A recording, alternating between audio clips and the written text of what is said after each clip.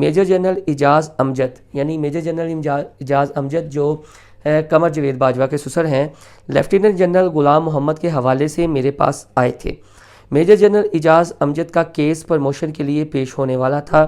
Major general اعجاز امجد کے قادیانی ہونے کی وجہ سے ان کی شخصیت کے بارے میں شبہات پائے جاتے تھے۔